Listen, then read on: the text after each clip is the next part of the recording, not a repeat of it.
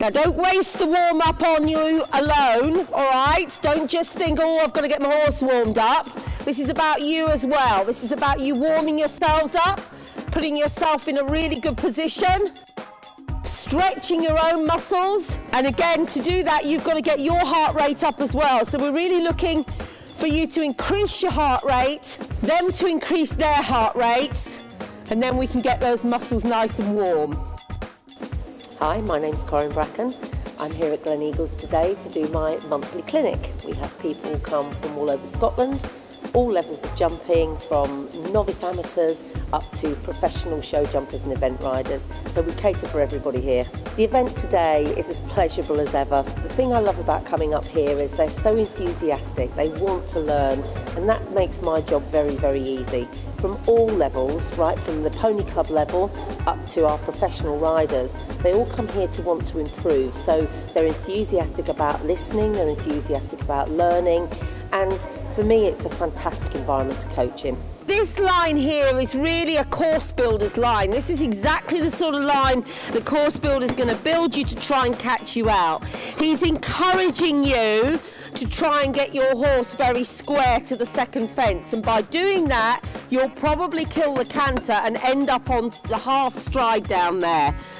What you need to do, and that's why that exercise we did on the figure of 8 is so important, you come round and you jump this fence and you basically need to stay on the line the course builder's built, which potentially means you're not 100% square to that fence, you're not quite at 90 degrees.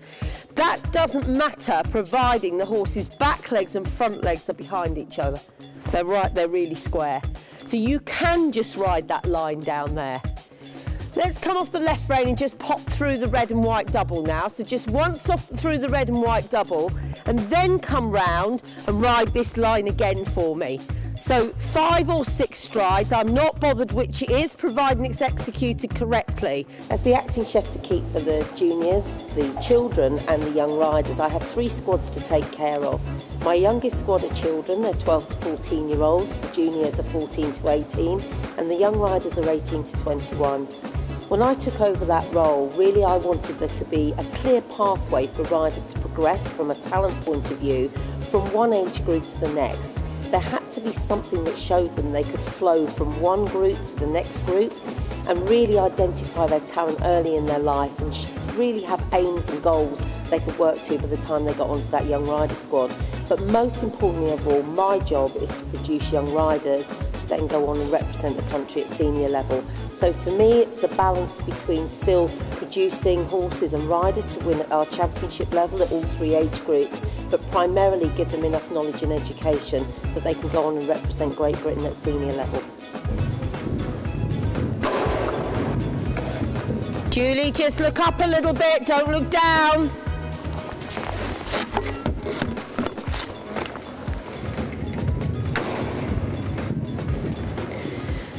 Just start again, go right from the word go again, go through your double once more, just looking up as you jump in, and then just make her pay attention going into the corner to come out of it. She sort of just ignored you going into it really, I think she thought she'd finished, to be honest. Right, that's better. Now you need the control here and the communication here.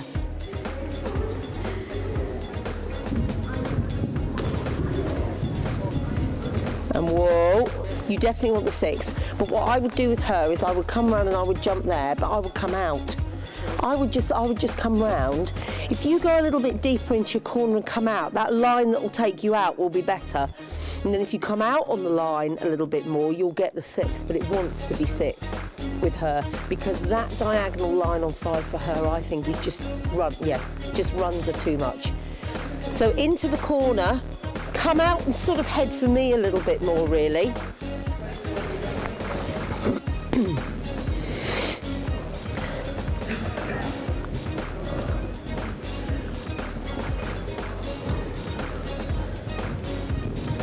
And whoa. Really easy 6 there, Julie. Excellent, well done. As far as international teams go, we hold a trial every year at various different venues in the country for us to talent spot. However, that's not the only place that we talent spot.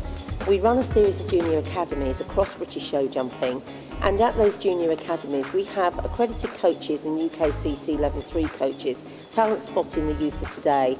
My phone rings 24/7, and that is really because I want that talent to come through and be used for teams for Great Britain. So really there's a very open process out there. If you think you're good enough, get on the phone, send me a video, we'll have a look and we'll let you know. So into the turn and out.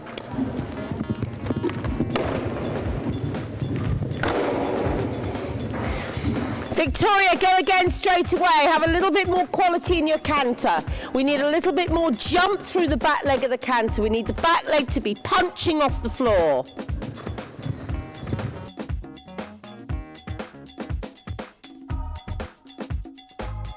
Keep that lower leg under you. We keep that back leg there.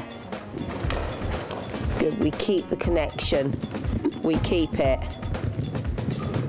Very good. Produces a much different jump, much better outline. Good.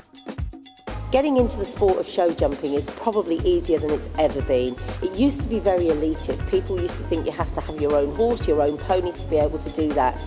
If you look around, we've got a fantastic facility here in Glen Eagles. Glen Eagles run what's called a centre-based pony club. That allows normal, everyday child to come along, ride at Glen Eagles, borrow a pony and become part of the pony club. Moving on from that pony club, they can then become part of British Show Jumping's Junior Academy, which is also run from this area. By being part of the Junior Academy, you start to get instruction from the UKCC level 2 and level 3 coaches, and that really will take those riders to another level. But still at that point, they can still borrow a pony to do that. During that Junior Academy, they're not only educated in riding, but they get lectures in how to look after their pony, about themselves, about their own nutrition, about their own physical fitness. And really leading on from Junior Academy, that gives them a great base and a great stepping stone to progress their future through into show jumping if they want to. The canter is everything, remember, with show jumping. No canter, no jump. Yeah, super, Julie. Really, really good. How often do I get to ride myself? Never. I actually took a conscious decision that if I wanted to really go into coaching and take it seriously and really give the squads the maximum amount of time that they needed, as long as I was doing that, I wasn't going to have time to ride. So I think the last time I rode seriously was 2005. And then I think in 2007 I rode a horse for about half an hour and I could barely walk by 2008.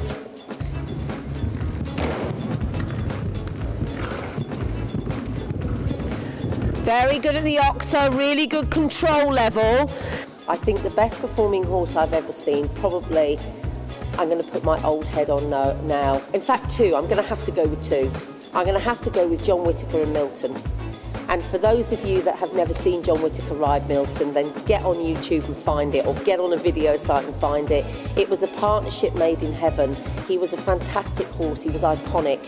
And I was lucky enough to train with John, so I was lucky enough to ride him in the school one day. I was only walking him off after John had worked him, but for me that was a dream come true. But I think if we come forward to modern day times, it has to be Big Star. It has to be Nick Skelton on Big Star.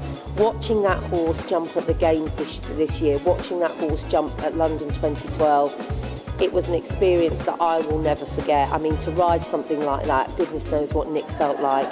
And I promise you, I was in the collecting ring when Nick had that fence down in the individual final. There wasn't a single competitor, whether they be Germans, the Belgians, the French, not a single competitor wasn't disappointed for Nick.